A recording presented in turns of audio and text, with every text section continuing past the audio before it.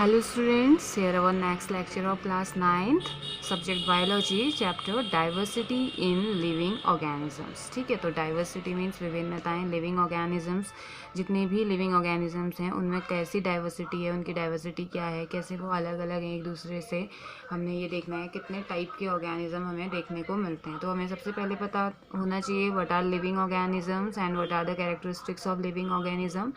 तो हम बहुत पिछली क्लासों में पढ़ के आ रहे हैं लिविंग ऑर्गेनिजम्स क्या होते हैं. Living organism can move, they can reproduce, they can respire.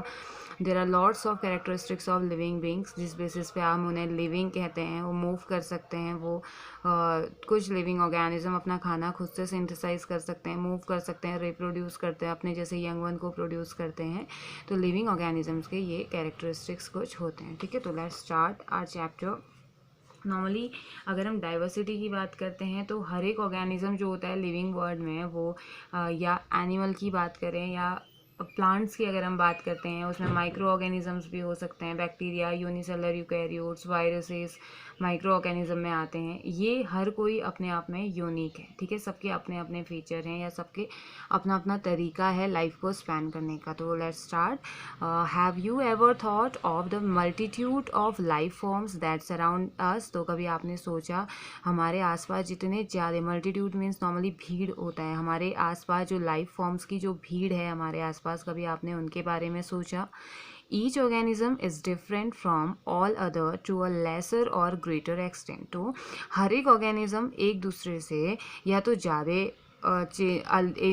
Form में या ज़्यादा कैरेक्टर के बेसिस पे अलग है या थोड़े कैरेक्टर के बेसिस पे उनमें चेंजेस शो करते हैं. ठीक है, मीन्स कि अगर दो स्पीसीज़ की अगर हम बात कर रहे हैं तो हो सकता है उनमें बहुत ज़्यादा चेंजेस हों और हो सकता है कि नहीं दो स्पीसीज़ में चेंजेस कम हों. ठीक है, तो जैसे कि हम बोल सकते हैं कैट एंड डॉग, इन दोनों में बहुत ज़्यादा सिमिलरिटी हमें देखने को नहीं मिलेगी. ठीक है, जबकि डॉग और या कैट या टाइगर जो होता है उसमें हमें सिमिलरिटी देखने को मिलती है. तो कुछ ऑर्गेनिज्म होते हैं, कुछ स्पीसीज़ होती हैं जिनमें ज़्यादा सिमिलरिटी देखने को मिलती है और कुछ ऑर्गेनिज्म ऐसे होते हैं जिनमें ज़्यादा डिफ्रेंशिएशन हमें देखने को मिलता है. ठीक है, तो फॉर इंस्टेंस एग्जाम्पल हमें दिया है consider yourself and a friend. तो कंसिडर कीजिए खुद को और अपने एक फ्रेंड को लेते हैं हम, आपके अपने एक फ्रेंड को लीजिए. तो सोचिए और देखिए, are you both of the same height. क्या आप दोनों सेम हाइट के हैं, आप दोनों की हाइट सेम है. Does your nose look exactly like your friend's nose. क्या आपकी जो नोज़ है वो एग्जैक्टली आपके फ्रेंड की नोज़ की तरह दिखाई देती है. Is your hand span the same as your friend's. तो आपका हैंड स्पैन अपने ही फ्रेंड की तरह है या कुछ डिसिमिलरिटी आप दोनों शो करते हैं या अलग अलग शो हो रहा है. However, if we were to compare ourselves and our friends with a monkey. जबकि अब देखिए यहाँ पे को हो सकता है कि आपके और आपके फ्रेंड की हाइट सिमिलर ना हो, आप दोनों की नोज एक जैसी नहीं दिखती हो, आप दोनों का हैंड स्पैन एक जैसा ना हो, बहुत सारी चीज़ें हो सकती हैं. लेकिन आप बिलोंग तो सेम स्पीसीज़ को कर रहे हैं ना, बाकी कैरेक्टर्स तो आपके सेम हैं. आपके फ्रेंड के पास भी 2 आइज़ हैं, आपके पास भी 2 आइज़ हैं, 2 ईयर्स हैं, आप दोनों ही चल रहे हैं, आप दोनों ही लिविंग बीइंग हैं. सबसे बड़ी बात, दोनों ही लिविंग है, सेम स्पीसीज़ को बिलोंग करते हैं. तो ऐसे ही नेक्स्ट आ रहा है however if we were to compare ourself and our friend with a monkey. अगर हम ह्यूमन बीइंग को या नॉर्मली अपने फ्रेंड को या खुद को अगर एक मॉन्की से कंपेयर करते हैं, मॉन्की की जो स्पीसीज़ है उससे अगर हम कंपेयर करें तो व्हाट वुड वी से, हम क्या कहेंगे. Obviously we and our friends have a lot in common when we compare ourself with a monkey.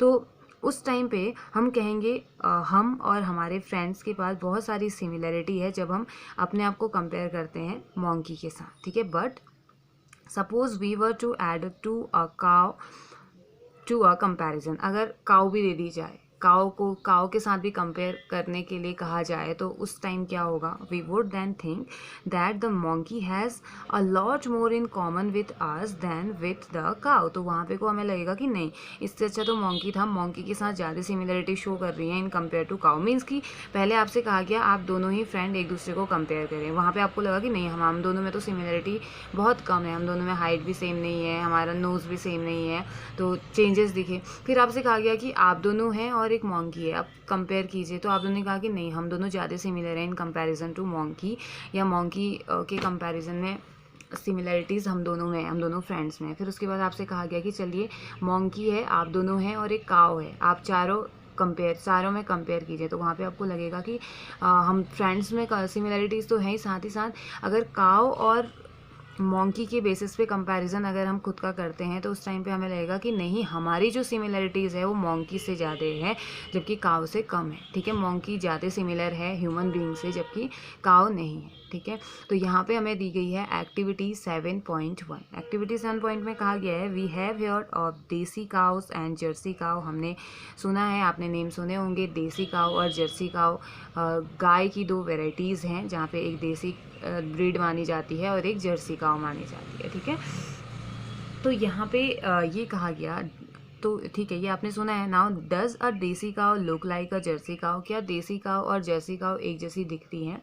तो नहीं, देसी काउ और जर्सी काउ में कुछ बहुत ज़्यादा सिमिलरिटी देखने को नहीं मिलती हैं। दिखने में दोनों ही अलग अलग हमें नज़र आती है। जो ये साइज़ इनका अलग होता है, कलर अलग हो सकता है। एवरेज वेट 900 पाउंड के आसपास इनका होता है जर्सी काउ का, और ये इनके हेड और शोल्डर थोड़े से अलग होते हैं, एक रिफाइनमेंट मार्क ये शो करते हैं, और long straight top line Jersey cow की होती है। और साथ ही साथ जो जर्सी काउ होती है वो वेल बैलेंस्ड होते हैं और गुड क्वालिटी और अच्छी यील्ड मिल्क की जर्सी काउ देती है, जबकि देसी काउ में थोड़ा सा कम यील्ड देखा जाता है। ठीक है, तो बोल रहा है डू ऑल देसी काउ लुक अलाइक। क्या सारे के सारे देसी काउ भी एक जैसे दिखते होंगे? तो शायद नहीं, बहुत सारी उनमें भी जैसे कि आपके और आपके फ्रेंड में एक ही स्पीसीज होने के बावजूद थोड़ी बहुत सिमिलरिटीज़ नहीं है, वैसे ही इनमें भी हो सकती है ना, सबके सभी सेम नहीं दिख सकते हैं। तो will we be able to identify a Jersey cow in a crowd of desi cow that don't look like each other. तो क्या हम एक भीड़ में, एक जहाँ पे देसी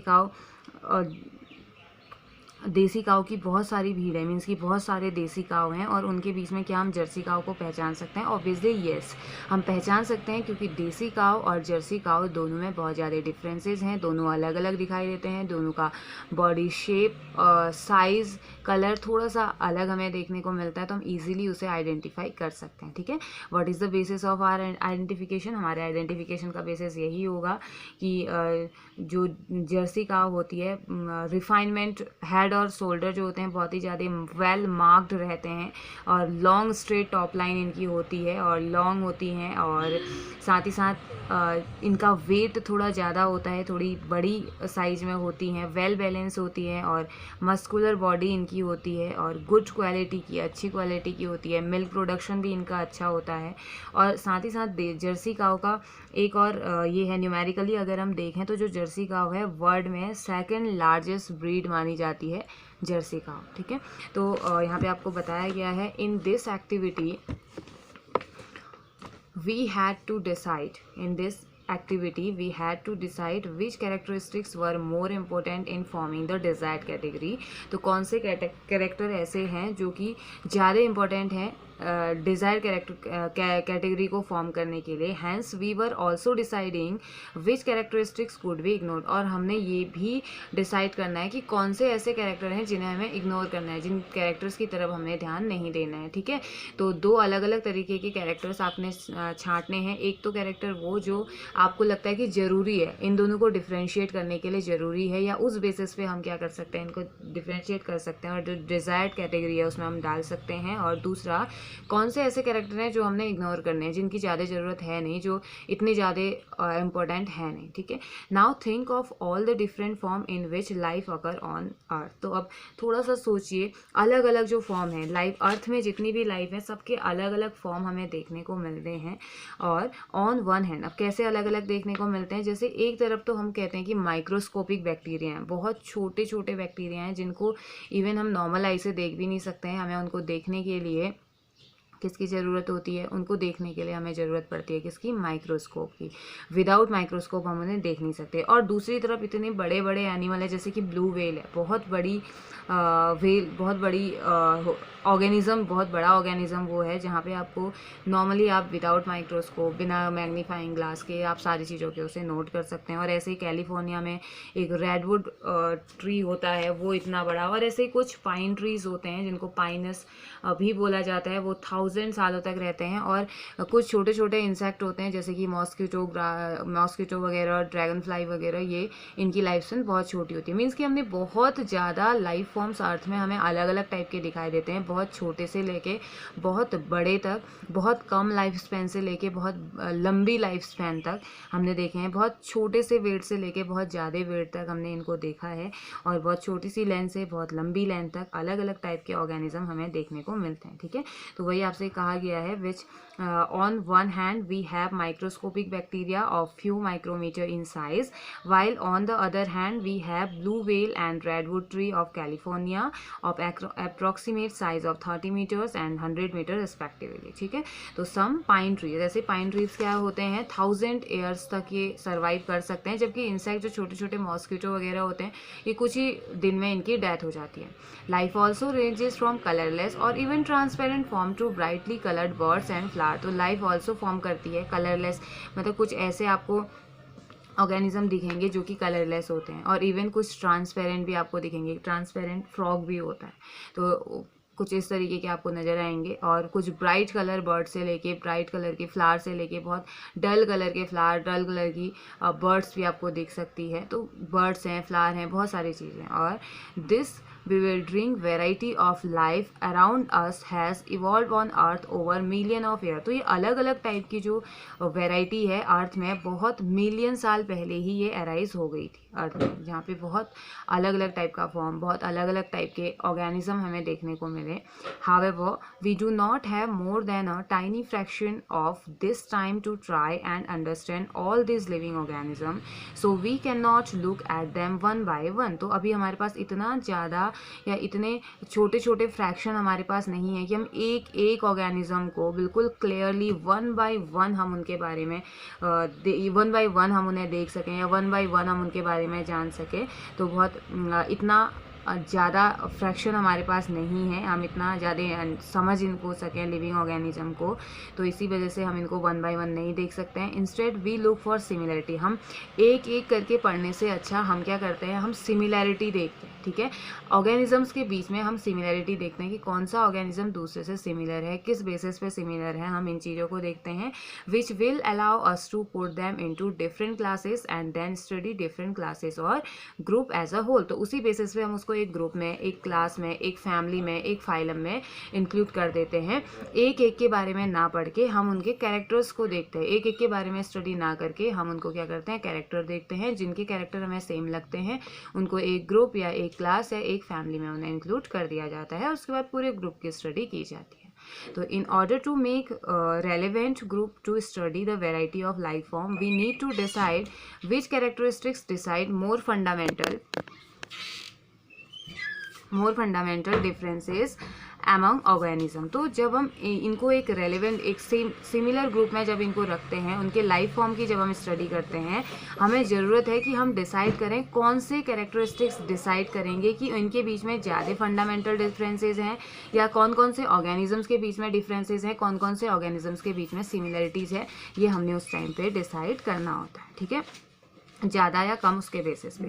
this would create the main broad group of organism. ये क्रिएट करता है एक बड़ा सा ब्रॉड ग्रुप ऑर्गेनिज्म का, अलग अलग टाइप के ऑर्गेनिज्म का ग्रुप क्या करता है, ये बनाता है, या ब्रॉड ग्रुप ऑफ ऑर्गेनिज्म को क्रिएट करता है। Within these groups smaller sub groups will be decided by less important characteristics. इन्हीं ग्रुप के अंदर छोटे छोटे स्मॉलर सब ग्रुप भी होते हैं जो कि थोड़ा कम इम्पॉर्टेंट कैरेक्टर्स को क्या करते हैं, शो करते हैं। ठीक है, अगर हम सीधे सीधे बोलें तो देखिए अब बात ये है, सीधे सीधे अगर हम बात करते हैं तो सिंपल सा टर्म ये है कि बहुत सारे अभी तक वर्ल्ड में हमारी बहुत ज़्यादा स्पीसीज़ हैं, बहुत बड़ा अभी तक जितनी स्पीसीज़ हमें पता है 1.7 से 1.8 मिलियन स्पीसीज़ ही हमें पता है। ये माना जाता है कि बहुत ज़्यादा स्पीसीज़ प्रेजेंट हैं, अभी इनके बारे में हमें इतना ही पता है, इतनी ही स्पीसीज़ के बारे में हमें पता है, और इन सभी के बारे में इतनी स्पीसीज़ को कोई भी नहीं पढ़ सकता है, इतने ज़्यादा ऑर्गेनिज्म को हम वन बाय वन देख नहीं सकते हैं। तो इसलिए हमने क्या किया,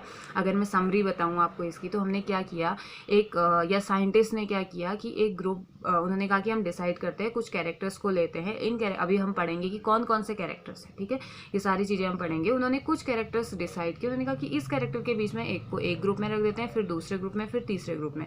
जो सिमिलैरिटी शो कर रहे हैं उनको एक ग्रुप में, जो अदर दूसरा जो ऑर्गेनिज्म है, बाकी के जो ऑर्गेनिज्म है जिसके साथ सिमिलैरिटी शो कर रहे हैं उनको दूसरे ग्रुप में रख दिया है ना।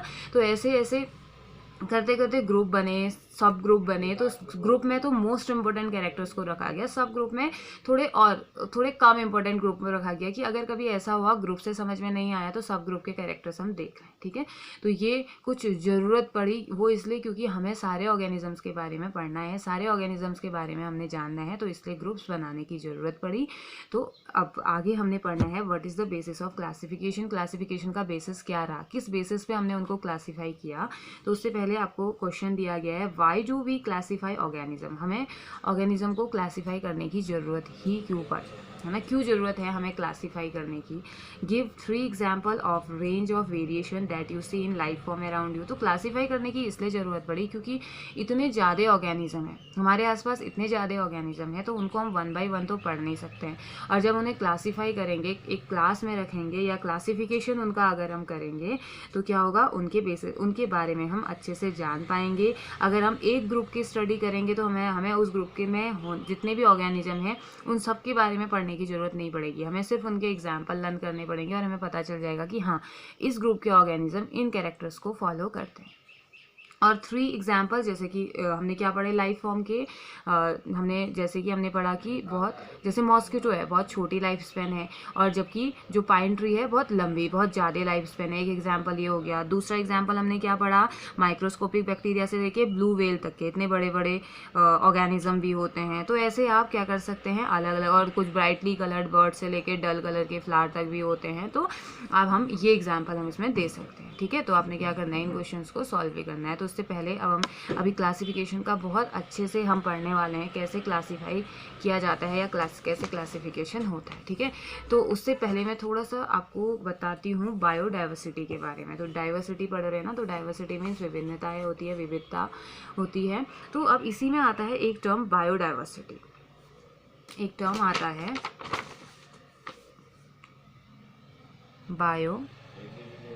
बायोडाइवर्सिटी, ठीक है। अब बायोडाइवर्सिटी जो टर्म था ना, वो था नॉर्मली बायोलॉजिकल डाइवर्सिटी भी इसे कहा जाता है, और इसे एक साइंटिस्ट ने दिया था, WG रोजेन नाम के साइंटिस्ट थे। 1986 में इन्होंने बायोडाइवर्सिटी टर्म दिया था, या 1986 में इन्होंने बायोडाइवर्सिटी बताया था। इन्होंने कहा था कि बायोडाइवर्सिटी क्या है, एक वैरिड फॉर्म है अलग अलग तरीके के लिविंग बींग्स को। इन्होंने कहा कि बायोडाइवर्सिटी में अलग अलग टाइप के लिविंग बींग्स को हम रखेंगे, भले ही वो एनिमल हों या भले ही वो प्लांट्स हों। एनिमल एंड प्लांट्स दोनों टाइप के, अलग अलग सबकी, एनिमल की बायोडाइवर्सिटी, प्लांट्स बायोडाइवर्सिटी अलग अलग टाइप की होगी। सारे लाइफ फॉर्म्स को हम रखेंगे, और जो बायोडाइवर्सिटी होती है सारी चीज़ों को कंसिस्ट करती है। बायोलॉजिकल डाइवर्सिटी में सारी चीज़ें आ जाती हैं, इन्होंने कहा, ठीक है। इन्होंने कहा कि 1.7 से 1.8 ऑर्गेनिज्म अभी हमारे पास हैं, जितने की नोन है। उनमें से बहुत सारे ऐसे भी होंगे जिनकी की डेथ हो गई है, जो एक्सिडेंट हो गए हैं, जो ख़त्म हो गए हैं और हमें पता नहीं चला। और बहुत सारे लाइफ फॉर्म ऐसे हैं जिनको हम अभी, जो हैं तो सही लेकिन हम उन्हें अभी तक ढूंढ नहीं पाए हैं। तो बहुत सारी चीज़ें हैं। बायोडाइवर्सिटी का मतलब है एक बहुत बड़ी वैरायटी एनिमल्स की और प्लांट की या लिविंग बींग्स की बहुत बड़ी वैरायटी को हम कहते हैं क्या, बायोडाइवर्सिटी, ठीक है। तो अब इनको ये अलग अलग टाइप के कितने हैं, 1.7 से लेके 1.8 मिलियन तक स्पीसीज़ है। तो अब इतनी स्पीसीज़ तो कोई पढ़ ही नहीं सकता है, तो इसीलिए इनको इसमें क्लासिफिकेशन की या इनको क्लासीफाई करने की ज़रूरत पड़ी। तो अब देखते हैं कैसे क्लासीफाई या क्लासिफिकेशन क्या होता है। तो कहा जा रहा है, attempt at classifying living things into group have been made since time immemorial. तो यहाँ पे को जो अटैम्प्ट था क्लासीफाई करने का, जो एक अटैम्प्ट था लिविंग बीइंग्स को, उस टाइम पे एक इमेमोरियल ये बन गया था। उस टाइम मतलब इतने पुराने टाइम पे एक अटैम्प्ट किया गया कि हम क्यों ना ऑर्गेनिज्म को, लिविंग ऑर्गेनिज्म को क्लासीफाई करें, या क्यों ना हम लिविंग ऑर्गेनिज्म को एक ग्रुप में, एक फैमिली के बेसिस पे, हम अलग अलग कैरेक्टर के बेसिस पे उनको रख दें, ठीक है। तो अब ये थिंकिंग किसकी थी, ये सोचा किसने, तो ये सोचा था एक साइंटिस्ट ने, ग्रीक थिंकर एरिस्टॉटल। इन्होंने क्लासीफाई किया एनिमल्स को according to whether they live on. उन्होंने कहा कि हम, अब बात ये आई कि ठीक है हम कह तो रहे हैं कि क्लासीफाई हमने करना है, तो कहाँ से शुरू करें, कैसे करें, तो इसका थोड़ा सा आइडिया इन्होंने दिया, एरिस्टॉटल नाम के साइंटिस्ट ने दिया, जिन्होंने एक सबसे पहले स्टार्ट किया। इन्होंने कहा कि हम एनिमल को जैसे जहाँ पे वो रहते हैं उस बेसिस पे उनको हम डिफाइन करते हैं। जैसे कि लैंड में रहने वालों को अलग कर देते हैं, वाटर में रहने वालों को अलग कर देते हैं, और एयर में रहने वालों को अलग कर देते हैं। मीन्स कि उन्होंने कहा कि चलो 3 ग्रुप बना लेते हैं। पहले 3 ग्रुप में जो लैंड में रह रहे हैं, लैंड वाले जितने भी एनिमल हैं उनको लैंड वाले ग्रुप में रख देते हैं, वाटर वाले जितने एनिमल हैं वाटर वाले में, और अभी भी तो पढ़ते हैं ना हम, लैंड है, terrestrial animal, water animal, airborne या एयर में रहने वाले जितने भी माइक्रोब्स होते हैं, अभी भी तो पढ़ते हैं हम। तो इन्होंने कहा कि हम कुछ इस तरीके से इनको पहले डिवाइड कर देते हैं, ठीक है। तो उस टाइम पे बहुत दिखने में बहुत सिंपल लग रहा था, this is a very simple way of looking at life, तो ये बहुत सिंपल तरीका था लाइफ को देखने का, लेकिन misleading, but misleading too, misleading भी था क्योंकि इतना ईजी नहीं था। बहुत ज़्यादा एनिमल्स थे जो कि लैंड में रह रहे थे, और बहुत ज़्यादा एनिमल ऐसे थे जो लैंड और वाटर दोनों में रह रहे थे, तो ये कॉम्प्लिकेट हो गया। लेकिन स्टार्ट हो गया, यहाँ से स्टार्ट किया गया, एक स्टार्ट वहाँ से हो गया।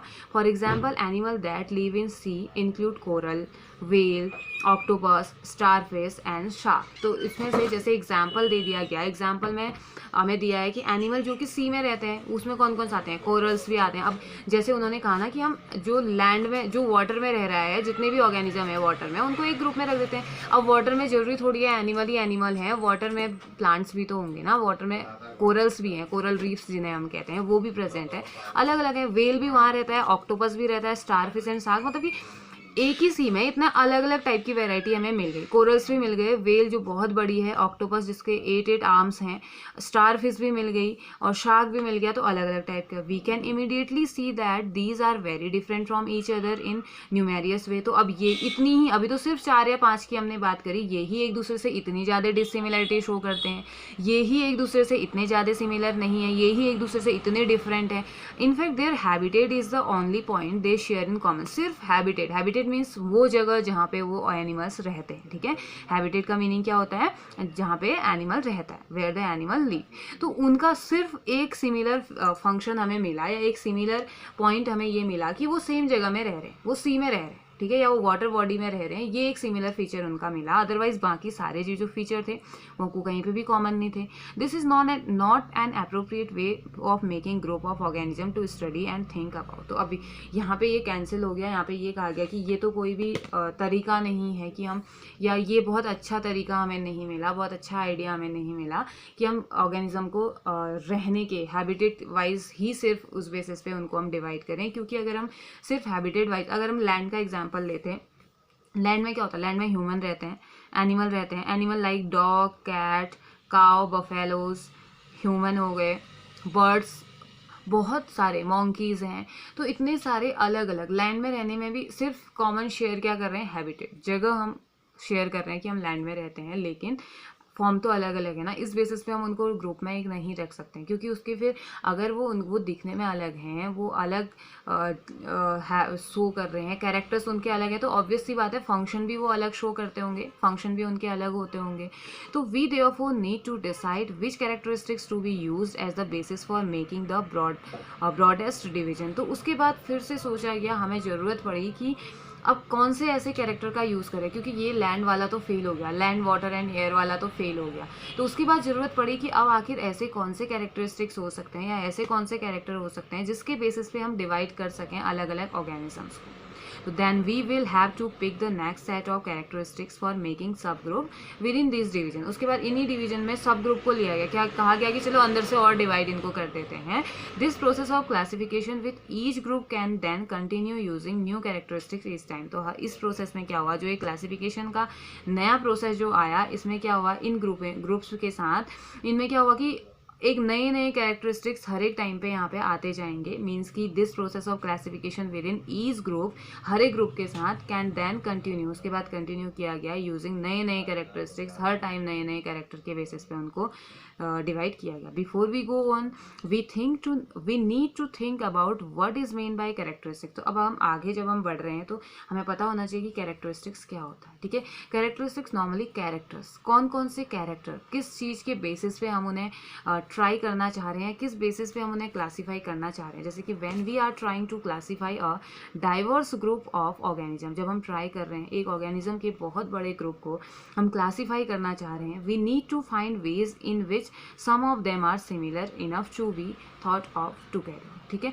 तो हमें ज़रूरत है, हमें ये ढूंढने की ज़रूरत है कि कौन से ऐसे पॉइंट्स हैं या कौन से ऐसे कैरेक्टर हैं जिसमें कि वो सिमिलर हैं या जिसमें हम उनको एक साथ रख सकते हैं। कौन सी ऐसी चीज़ें उनकी सिमिलर हैं जिसमें हम एक बार सोच सकते हैं कि इनको हम साथ में रख सकें। ठीक है, these ways in fact are detail of appearance और बिहेवियर, ये बिहेवियर हो सकता है, उनका अपियरेंस हो सकता है, in other word form and function, उनका फॉर्म हो सकता है, उनके फंक्शन हो सकते हैं। ठीक है, इस बेसिस पे हम उनको एक ग्रुप में रख सकते हैं। What we mean by a characteristics is a particular form और अ पर्टिकुलर फंक्शन। तो हमारा जो मतलब है कैरेक्टरिस्टिक्स से उसका ये है कि एक पर्टिकुलर फॉर्म या पर्टिकुलर फंक्शन, अगर वो पर्टिकुलर फॉर्म को शेयर करते हैं, एक पर्टिकुलर फंक्शन को शेयर करते हैं, कि येस हम एक बार के लिए सोच सकते हैं कि हम उनको क्या करते हैं, एक ग्रुप में रखते हैं। ठीक है, that most of us have 5 finger on each hand is दस कैरेक्टरिस्टिक्स। तो हमारे पास क्या होती है, 5 फिंगर्स नॉर्मल माना जाता है। किसी किसी की ना एक्स्ट्रा भी होती है तो वो एक अलग केस है। तो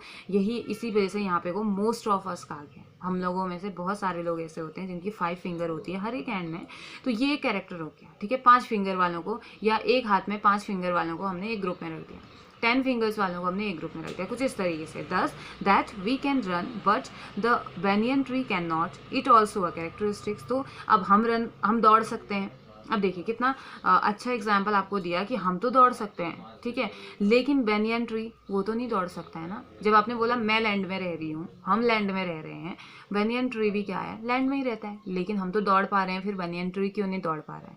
हम कह रहे हैं कि मैं लिविंग हूँ, banyan ट्री भी लिविंग है, तो फिर हम दौड़ पा रहे हैं, तो वो क्यों नहीं दौड़ पा रहे। आप किस बेसिस पे उसको डिफाइन कर रहे हैं, आप किस बेसिस पे उसको एक ग्रुप में रखें, किस बेसिस पे आप उसे ह्यूमन के ग्रुप में रखेंगे, है ना, नहीं रख सकते। तो ऐसे ही कुछ कैरेक्टर्स होते हैं जिस बेसिस पे हम किसी को क्या करते हैं, एक ग्रुप में रखते हैं। तो now to understand how some characteristics are decided as being more fundamental than other. तो अब बारी आई कि कैसे समझा जाए कि कौन से ऐसे कैरेक्टर्स हैं जो ये डिसाइड करेंगे कि एक दूसरे के साथ ये ज़्यादा फंडामेंटल है, ये ज़्यादा इससे रिलेटेड है। तो let us consider how a stone wall is built, कैसे एक स्टोन वॉल या पत्थर की दीवार कैसे बनाई जाती है। The stone used will have different shapes and size. Stone क्या होता है, अलग अलग, जो जिस समय दीवार बनाई जाती है, जो पत्थर होता है, पत्थर के अलग अलग शेप और साइज को चूज किया जाता है या यूज किया जाता है। The stone at the top of the wall would not influence the choice of stone that come below them. तो जो स्टोन होगा, the stone at the top of the wall की टॉप पे, दीवार की टॉप पे जो स्टोन है, would not influence the choice of stones that come below them. जो उससे नीचे के जो स्टोन आ रहे हैं उनकी ऐसा कोई चॉइस नहीं है, ठीक है, ऐसी कोई चॉइस नहीं होगी कि ऊपर कौन सा वाला होगा। On the other hand the shape and size of stone in the lower most layer will decide the shape and size of next layer and so on. तो मतलब ऊपर वाला, जो सबसे ऊपर वाला होगा, वो डिसाइड नहीं करेगा शेप साइज को, या उसमें हम अगर कोई सा भी रखें जो थोड़ा बहुत फिट बैठ रहा है तो चलेगा। लेकिन जबकि जो the stone at the top of the wall would not be influence the choice of stone that come below them, उससे नीचे जो आ रहा है। on the other hand the shape and size of stone, तो shape और size होगा stone का कहाँ, लोअर मोस्ट लेयर में, जो सबसे नीचे लेयर में होगा, ये डिसाइड करेगा कि will decide the shape and size of next layer, ऊपर वाली लेयर का जो शेप होगा, साइज होगा, वो कैसा होगा, ये डिसाइड करेगा। जबकि ऊपर वाला, जैसे अगर हम एक स्टोन की, हमने मान लो ये वॉल हमने बनाई, तो यहाँ पे जो स्टोन होगा ना, जिस तरीके का आप स्टोन यहाँ लगाएंगे, वो फिर डिसाइड करेगा कि ऊपर की लेयर्स कैसी होंगी, ना कि ये टॉप वाला ये इसमें आप कैसे भी स्टोन रखो, ये कभी भी नीचे वाली लेयर का शेप साइज नहीं डिसाइड करेगा। नीचे से ऊपर आने वाला ही क्या करेगा, उसके शेप साइज को डिफाइन करेगा कि वो कैसा दिखेगा या कैसा होगा, ना कि ऊपर, क्योंकि दीवार नीचे से ऊपर बनेगी ना, ऊपर से नीचे थोड़ी बनेगी। तो ऊपर वाला डिसाइड ना करके नीचे वाला डिसाइड करता है। ठीक है। तो वहाँ पे यहाँ इससे आपको बताया जा रहा है। तो द स्टोन, तो ये हो गया stone is lower and so on. The stone in the lower most layer are alike the characteristic that decide the broadest division among living organism। तो जो स्टोन है ना, जैसे कि हमने पढ़ा लोअर मोस्ट जो स्टोन है वो डिसाइड करेगा, तो वैसे ही जैसे स्टोन की लोअर मोस्ट लेयर होती है वैसे ही जो कैरेक्टरिस्टिक्स होते हैं वो डिसाइड करते हैं डिवीजन। लिविंग ऑर्गेनिज्म में डिवीजन कुछ वैसे ही डिसाइड होता है कि अगर बेस ठीक होगा, लोअर मोस्ट लेयर ठीक होगी, तो ऊपर का जो ब्रॉडकास्ट या एक ब्रॉडेस्ट डिवीजन होगा वो इजीली हो पाएगा या सही ढंग से वो हो पाएगा। They are independent of any other characteristics in their effect on the form and function of the organism. तो जो भी ऑर्गेनिजम्स हैं वो इंडिपेंडेंट होंगे एक दूसरे किसी भी कैरेक्टरिस्टिक्स के लिए, उनका इफेक्ट के लिए, उनके लाइफ फॉर्म में, उनके फंक्शन में उसका क्या इफेक्ट है उसके लिए इंडिपेंडेंट होते हैं ऑर्गेनिज्म के। The characteristics in the next level would be dependent on the previous one and would decide the variety of next level. तो इसमें क्या हो सकता है, जो कैरेक्टरिस्टिक्स होगा अगले लेवल का, अब फर्स्ट लेवल में आपने एक रख दिया, फिर दूसरे लेवल में जो रखेंगे आप वो इंडिपेंडेंट, वो डिपेंडेंट हो सकता है प्रीवियस वन है। पहले फर्स्ट वाला जो होगा वो तो इंडिपेंडेंट होगा, वो उसको आप किसी भी फॉर्म में, किसी को भी आप फर्स्ट में रख सकते हैं, ठीक है। आपने किसी भी कैरेक्टर को फर्स्ट में रख दिया, अब लेकिन वो कैरेक्टर आपने रख तो दिया लेकिन उस पर तो कोई असर नहीं पड़ेगा, लेकिन उसके बाद जो आएंगे वो हो सकता है। जैसे मान लीजिए ये फर्स्ट लेवल है, सेकंड है, थर्ड। फर्स्ट वाला तो ठीक है, आपने वो इंडिपेंडेंट है, वो फ्री है, आप उसका कोई भी कैरेक्टर आपने डिसाइड किया, लेकिन इसके ऊपर आप जो रखेंगे ना, ये ग्रुप क्या करेगा, हो सकता है ये इस पे डिपेंड हो, इसके कैरेक्टर से थोड़ा बहुत रिलेटेड हो, तो हमने उन चीज़ों का ध्यान रखना होता है। इसीलिए आपको स्टोन वॉल के बारे में बताया गया कि नीचे वाला जो सबसे नीचे वाला पत्थर आप रखेंगे, नीचे वाले पत्थर कैसे रख रहे हैं उस हिसाब से ऊपर जो दीवार बनेगी उसका शेप और साइज डिटरमाइन होगा, क्योंकि आपको उसी हिसाब से फिक्स करने पड़ेंगे अदर, ठीक है। तो वही यहाँ पे बोला जा रहा है, the characteristics in next level would be dependent on the previous one and would decide the variety in the next level। और variety कैसी होगी next level में वो भी ये बताएगा, ठीक है। in this way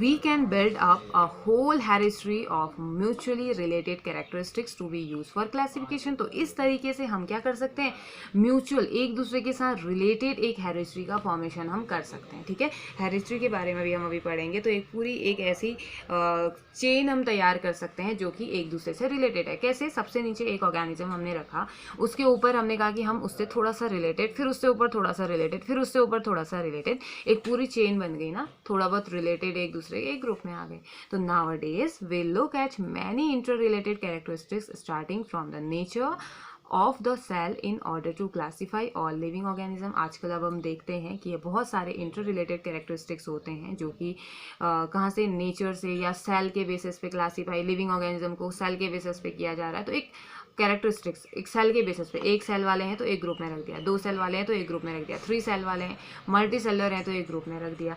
तो what are some concrete example of such characteristics use for a heuristically classification. तो ऐसे कौन से एग्जाम्पल हो सकते हैं जो हम हैरिस्ट्री के बेसिस पे एक हैरिस्टिकल क्लासिफिकेशन उनका हम अच्छा बोल सकते हैं, कौन से ऐसे कैरेक्टर्स होंगे। ऐसे कुछ कैरेक्टरिस्टिक्स के एग्जाम्पल हम देखते हैं जिनको हम सेल्स के बेसिस पे, मल्टी सेलुलर के बेसिस पे, यूनिसेलुलर के बेसिस पे हम जिनकी बात कर रहे हैं, ठीक है। तो first, a eukaryotic cell has membrane bound organelle. तो यूकैरियोटिक और प्रोकैरियोटिक सेल हम लास्ट चैप्टर में पढ़ के आए हैं, हमें पता है कि यूकैरियोटिक सेल वेल डिफाइंड होते हैं, प्रोकैरियोटिक सेल पुराने मॉडिफाई वो नहीं हो पाते हैं, तो उसके बारे में हमने पढ़ा है। तो a eukaryotic cell has membrane bound organelle. तो जो यूकैरियोटिक सेल होता है उसके पास मेम्ब्रेन बाउंड ऑर्गेनेल प्रेजेंट है, इंक्लूडिंग अ न्यूक्लियस, उसके पास न्यूक्लियस प्रेजेंट है, which allow cellular processes to be carried out efficiently in isolation from each other. तो जो न्यूक्लियस का क्या काम होता है, वो जितनी भी सेलुलर प्रोसेसेस हैं उनको बहुत अच्छे से, बहुत एफिशिएंटली, बहुत अच्छे ढंग से उन्हें कैरी करने को क्या करता है, रेडी करता है या उनको अलाउ करता है। Therefore, organism which do not have a clearly demarcated nucleus and other organelles would need to have their biochemical pathway organized in very different way। तो इसीलिए वो ऑर्गेनिज्म जिनके पास अपना न्यूक्लियस नहीं होता है, वेल डिफाइंड न्यूक्लियस नहीं होता है, एंड अदर ऑर्गेनेल्स उसके पास नहीं होते हैं, उसको ज़रूरत होती है कि वो क्या करे, दूसरी बायोकेमिकल पाथवेज को यूज़ करे अपने फंक्शंस को करने के लिए। This would have an effect on every aspect of cell design, तो ये किसके बेसिस पे होगा, उसका जो सेल डिज़ाइन होगा उसका वो चेंज हो जाएगा, या उस एस्पेक्ट पे डिज़ाइन डिपेंड करेगा कि उसका सेल डिज़ाइन कैसा है, उसका सेल कैसे काम करता है, उसका सेल फंक्शन कैसे करता है। तो एक न्यूक्लियस होना और एक के पास न्यूक्लियस नहीं होना, ये दोनों ही क्या कर देंगे, एक दूसरे को चेंज कर देंगे, उन दोनों के फंक्शन उनके चेंज हो जाएंगे। Further nucleated cell have the capacity to participate in making a multicellular organism. तो अब होता क्या है कि जो न्यूक्लिएटेड सेल्स होंगे, ऐसे सेल्स जिनके पास न्यूक्लियस है, उनके पास कैपेसिटी होगी कि सालों बाद अगर उनमें कोई चेंज आया, सालों बाद अगर उनमें चेंजेस आएंगे तो वो पार्टिसिपेट कर सकते हैं किसमें, मल्टीसेलर ऑर्गेनिज्म को बनाने के लिए, because they can take up specialised function. तो वो क्या कर सकते हैं, स्पेशलाइज्ड फंक्शन परफॉर्म कर सकते हैं, वो कुछ स्पेशल फंक्शंस को परफॉर्म कर सकते हैं जो कि जरूरी होंगे। Therefore, this is a basic characteristics of classification। तो इसीलिए जो सेल है, एक सेल को जैसे प्रोकैरियोटिक या यूकैरियोटिक सेल है, इनको एक बेसिक कैरेक्टर माना गया क्लासिफिकेशन का, क्योंकि सेल है, सेल के अंदर न्यूक्लियस है, न्यूक्लियस नहीं है, कितने सेल हैं, एक सेल है, दो सेल है, ऑर्गेनेल्स हैं या नहीं है, उस बेसिस पे क्या किया गया, उन्हें क्लासीफाई किया गया। तो इसी वजह से जो ये जो सेल का जो बेसिस है उसे भी क्या माना गया, एक कैरेक्टरिस्टिक्स माना गया क्लासिफिकेशन का, कि हम क्यों ना सेल के बेसिस पे क्लासीफाई करें। ठीक है, सेकंड पॉइंट आता है, do the cell occur singly or are they group together and do they live as an individual group. तो ये कहा गया कि क्या सेल सिंगल होता है, सिंगली रहते हैं, या सेल ग्रुप में रहते हैं, या एक इंडिविजुअल ग्रुप उनका होता है, एक साथ रहते हैं, और या एक इंडिविजुअल ग्रुप, हर एक सेल का एक इंडिविजुअल ग्रुप होगा, अलग अलग टाइप के सेल अलग अलग ग्रुप बनाते हैं, सेल दैट ग्रुप टुगेदर। अब देखिए ये भी हम लास्ट चैप्टर में पढ़ के आ सकते हैं, सिंगल सेल भी होते हैं, मल्टी सेलर भी होते हैं, और जो सिमिलर सेल होंगे एक ग्रुप में होंगे, है ना, और जो दूसरे टाइप के सेल होंगे वो एक ग्रुप में होंगे, वो अलग फंक्शन करेंगे, सबका अलग अलग फंक्शन होगा। Cell that group together to form a single organism, तो वो सेल जो कि एक साथ ग्रुप बना के रहते हैं और एक सिंगल ऑर्गेनिज्म का फॉर्मेशन करते हैं, use the principle of division of labour. तो वो क्या यूज करते हैं, डिवीजन ऑफ लेबर। हमने डिवीजन ऑफ लेबर पढ़ा था ना, कैसे पुराने सेल्स आगे जाके बहुत सारे अलग अलग टाइप के मॉडिफिकेशन या मॉडिफाई सेल का फॉर्मेशन करते हैं, हमने पढ़ा था कैसे उनमें डिवीजन होता है, माइटोसिस डिवीजन होगा, उससे नया ऑर्गेनिज्म वो फॉर्म करते हैं। तो ये हमने डिवीजन ऑफ लेबर को फॉर्म करेंगे वो सेल जो कि एक साथ ग्रुप बना के रहते हैं। In such a body design, all cell would not be identical। तो इनमें हो सकता है कि जो बॉडी डिज़ाइन है या जितने भी सेल हैं वो जरूरी नहीं है कि वो आइडेंटिकल हैं, वो एक दूसरे के एग्जैक्टली सिमिलर हैं या वो सिमिलरिटी शो करें। Instead group of cell will carry out specialised function. जबकि जो ग्रुप होते हैं, जो ग्रुप ऑफ सेल होता है वो आइडेंटिकल भले ही ना हो, लेकिन जो ग्रुप्स होते हैं सेल के वो एक स्पेशलाइज्ड फंक्शन को करने के लिए बने होते हैं या स्पेशलाइज्ड फंक्शन को वो परफॉर्म करते हैं। This makes a very basic distinction in the body design of organism। तो ये क्या करता है, एक क्लियर डिस्टिंक्शन हमें दे देता है कि कैसा ऑर्गेनिज्म का बॉडी डिजाइन होगा या कैसा होना चाहिए उसके सेल के बेसिस पे। As a result an amoeba and a worm are very different in their body design. तो इसी वजह से एक अमीबा की बॉडी और एक वर्म की बॉडी बहुत अलग अलग होती है। अमीबा अलग शेप का होता है, वर्म अलग शेप का होता है। क्यों? क्योंकि उसकी बॉडी में प्रेजेंट जो सेल्स हैं उनका डिज़ाइन अलग है, वो अलग फंक्शन परफॉर्म करते हैं, उनका ग्रुप अलग है, उनके काम करने का तरीका अलग है। ठीक है, तो अलग अलग तरीके के होने की वजह से उनका जो डिवीजन ऑफ लेबर है वो थोड़ा अलग होने की वजह से क्या हो जाता है, या वो सिंगल सेलर और मल्टी सेलर होने की वजह से उनका जो बॉडी डिज़ाइन है वो अलग अलग देखने को मिलता है। Now next point is, do organism produce their own food through the process of photosynthesis? क्या ऑर्गेनिज्म अपना खाना खुद बना सकते हैं फोटोसिंथेसिस की प्रोसेस के थ्रू? क्या वो एबल हैं? Being able to produce one's own food versus having to get food from outside would make a very different body design necessary। तो अब देखो कि एक ऐसा ऑर्गेनिज्म पूछा जा रहा है कि क्या ऑर्गेनिज्म ऐसे होते हैं कि खुद से अपना खाना बना सकते हैं? क्या सारे के सारे ऑर्गेनिज्म अपना खाना खुद से बना सकते हैं?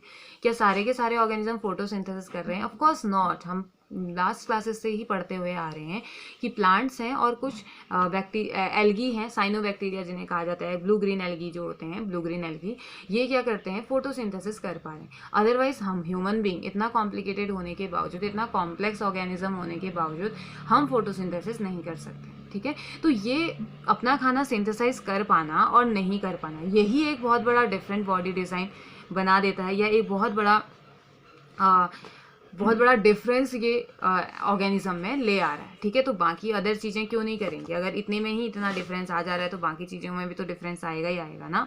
तो next, of the organism that perform photosynthesis यानी कि plants, what is the level of organisation of their body. तो उनके जो ऑर्गेनिज्म अपना खाना खुद बना रहे हैं उनका लेवल ऑफ ऑर्गेनाइजेशन क्या है, उनकी बॉडी कैसी है। तो हमें पता है प्लांट्स कैसे दिखाई देते हैं, प्लांट्स कैसे होते हैं, उनका लेवल ऑफ ऑर्गेनाइजेशन क्या है। तो ये इस बेसिस पे भी उनको क्या किया गया, डिवाइड। हम क्या पढ़ रहे हैं, हम क्लासिफिकेशन का बेसिस, कैरेक्टरिस्टिक्स पढ़ रहे हैं, ठीक है।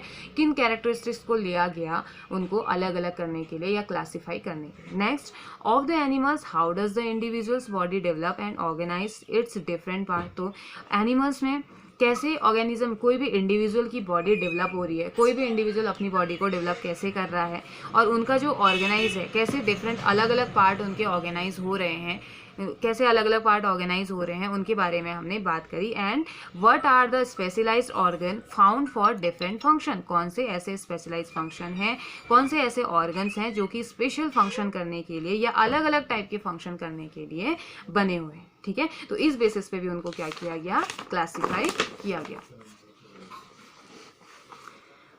Now we can see that even in these few questions that we have asked, a hereditary is developing. तो हमने देखा कि जो क्वेश्चन हमने, ये थोड़े बहुत जो क्वेश्चन हमसे पूछे गए, थोड़े बहुत क्वेश्चंस जो हमने, इनका जो आइडिया हमने लिया इससे ही कि हेरिडिटी डेवलप हो गई, डेवलप होना स्टार्ट हो गई है। कि हम क्यों ना हम ऐसा करें कि सिंगल सेल वालों को एक साथ रखें, मल्टी सेलर वालों को एक साथ रखें, जिनके पास सेल ऑर्गेनेल है उनको एक साथ रखें, जो अपना खाना सिंथेसाइज कर सकते हैं उनको एक ग्रुप में रखें, जो नहीं कर सकते हैं उनको एक ग्रुप में रखें। तो हेरिडिटी तो ऐसे ही स्टार्ट हो गई। The characteristics of body design use for classification of plants will be very different from those important for classifying animal. तो ऐसे कैरेक्टरिस्टिक्स, बॉडी डिजाइन के ऐसे कैरेक्टरिस्टिक्स जो कि प्लांट को क्लासिफाई करने के लिए यूज किए जाते हैं, वो हो सकता है बहुत डिफरेंट हो उन लोगों से जो कि, या उन कैरेक्टर से जो कि हम एनिमल्स को क्लासिफाई करने के लिए यूज करते हैं। तो अलग अलग कैरेक्टरिस्टिक्स होंगे, प्लांट के लिए अलग और एनिमल के लिए अलग कैरेक्टर, क्योंकि उनका बॉडी डिज़ाइन अलग है, उनके फंक्शन अलग है। प्लांट जहाँ फोटोसिंथेसिस कर सकता है, एनिमल फोटोसिंथेसिस नहीं कर सकता है। तो बहुत अलग अलग डिज़ाइंस यहाँ पे को हैं। This is because the basic designs are different. ये क्यों है, क्योंकि उनके बेसिक डिज़ाइन अलग अलग है, ठीक है। उनका बेसिक डिज़ाइन डिफरेंट है, based on the need to make their own food. ये डिपेंड करेगा किस पे, उनकी जो ज़रूरत है अपना खाना बनाने की प्लांट्स में, और एक्वायर इट, एनिमल उसे क्या करते हैं, लेते हैं। वो खाना बनाएंगे और उनके थ्रू वो क्या करते हैं, एनिमल्स क्या करते हैं, प्लांट अपना खाना खुद बनाते हैं फोटोसिंथेसिस के थ्रू, और एनिमल्स क्या करते हैं, उसको लेते हैं, ठीक है। Therefore, these design features देखिए डिज़ाइन कौन से फीचर हैं, हैविंग स्केलेटन, बॉडी में स्केलेटल सिस्टम है। फॉर एग्जांपल हमने ले लिया are to be use to make sub groups. तो अब स्केलेटन है तो एक सब ग्रुप हम बना सकते हैं, rather than making broad groups. बहुत ब्रॉड ग्रुप बनाने से अच्छा एक सब ग्रुप बना लो और उस सब ग्रुप के बेसिस पे हम उनको डिफाइन कर सकते हैं, है ना। तो अभी हमने पढ़ा क्या, हमने पढ़ा कि what are the basis of classification, classification के बेसिस क्या हो सकते हैं, और बायोडाइवर्सिटी क्या होती है, डाइवर्सिटी क्या होती है, किस बेसिस पे हम डिवाइड कर सकते हैं, किस बेसिस पे हम ग्रुप रख सकते हैं, हमने इनकी बात करी, ठीक है। Now here questions, which do you think is a more basic characteristics for classifying organism. तो आपने इनके आंसर देने हैं, अभी तक हमने जितना पढ़ा है उसके बेसिस पे आपने आंसर्स देने हैं। कि ये पूछा जा रहा है कि which do you think is a more basic characteristics for classifying organism. कौन सा आप सोचते हो कि मोर बेसिक कैरेक्टर है किसी ऑर्गेनिज्म को क्लासीफाई करने का। A, the place where they live, जहाँ वो रह रहे हैं वो जगह, या second the kind of cells they are made of why. तो ऑफ कोर्स हमने अभी पढ़ा कि जैसे एरिस्टॉटल ने कहा कि अगर हम रहने के बेसिस पे, अगर उनके कहाँ पे वो रहते हैं, कहाँ वो सर्वाइव करते हैं, अगर उस बेसिस पे अगर हम उनको डिफाइन करें या उनको ग्रुप में रखें तो ये हमारे लिए क्या हो जाएगा, बहुत दिक्कत हो जाएगी। क्योंकि हमने पढ़ा कि एक ही जगह रहने वाले जो ऑर्गेनिज्म होते हैं, या जैसे सी का एग्जाम्पल दिया था ना, सी में इतने ज़्यादा टाइप के ऑर्गेनिज्म मिले हमें कि हम उन्हें डिफ्रेंशिएट ही नहीं कर पाए। तो वो तो बहुत ज़्यादा ज़्यादा प्रॉब्लम हो गई, वो तो प्रॉब्लम क्रिएट करेगा। तो इसीलिए कौन सा ज़्यादा जरूरी है, the kind of cells they are made of, जिस सेल से वो मिलके बने हुए हैं, जिस टाइप के सेल से वो मिलके बने हुए हैं, भले सिंगल सेलर हो multi cellular. Single cell why, क्यों, क्योंकि कितने टाइप के होंगे, सिंगल सेलर होंगे, मल्टी सेलर होंगे, उनको अलग अलग ग्रुप में रख देंगे। अब सिंगल सेलर के पास सेल ऑर्गेनेल्स है या कितने हैं, 1 है 2 है, और मल्टी सेलर के पास कितने हैं, 1 है 2 है 3 है 10 है 12 है, उस बेसिस पे उन्हें ईजिली डिफाइन कर सकते हैं, ईजिली आइडेंटिफाई कर सकते हैं। सेल के बेसिस पे उनका बॉडी डिजाइन अलग होगा, हम ईजिली उसे आइडेंटिफाई कर सकते हैं। ठीक है, तो what is the primary characteristics on which the first division of organism is made. Primary characteristics कौन सा था, अब भी पीछे वाले पेज में हमने पढ़ा है कौन से कैरेक्टरिस्टिक्स लिए गए थे, सबसे पहले क्या लिया गया था, है ना। और on what basis are plants and animal put into different category, कौन से बेसिस पे उनको अलग अलग कैटेगरी में रखा गया प्लांट और एनिमल को, तो अभी हमने पढ़ा है। और वैसे भी ये तो हम बचपन से पढ़ के आ रहे हैं। फर्स्ट तो यही हो गया कि प्लांट्स अपना खाना खुद से बना सकते हैं जबकि एनिमल्स नहीं बना सकते। ठीक है, तो आपने इन क्वेश्चन आंसर्स को भी नोट करना है अपनी नोटबुक में। ठीक है, तो आज हमने पढ़ा क्लासिफिकेशन के बारे में, आज हमने पढ़ा बायोडाइवर्सिटी के बारे में, बायोडाइवर्सिटी क्या होती है, कितने अलग अलग लाइफ फॉर्म्स हमारी अर्थ में हमें मिल रहे हैं, कितने अलग अलग टाइप के लिविंग ऑर्गेनिज्म हैं, एक ही हैबिटेट में रहने वाले अलग अलग ऑर्गेनिजम्स की हमने बात करी, कितना चेंज उनमें होता है, कि सेल्स के बेसिस पे ही कितना चेंज होता है, और एक सेल कितना डिफ्रेंशिएट कर देता है दो ऑर्गेनिज्म को, एक सिंगल सेलर और मल्टी सेलर में ही कितना डिफरेंट कर देता है, बॉडी का डिज़ाइन कितना अलग वो फॉर्म कर देता है एक सेल के ही बेसिस पे। सेल जो ऑर्गेनेल्स होते हैं या जो न्यूक्लियस है, न्यूक्लियस ही कितना चेंज ले आता है उनके बीच में। ये सारी चीज़ें आज हमने पढ़ी और उसके बेसिस पे आपने क्या करना है, आपने थोड़ा सा रिवाइज करना है और उसके बाद क्वेश्चन आंसर्स करने हैं। ठीक है, और जो चीज़ नहीं आ रही है यू कैन आस्क, आप पूछ सकते हैं। और नेक्स्ट लेक्चर में हम क्लासिफिकेशन एंड इवोल्यूशन की बात करेंगे। तब तक के लिए आप रिवाइज कीजिए और इनके नोट्स बनाइए। ठीक है, हैव अ नाइस डे।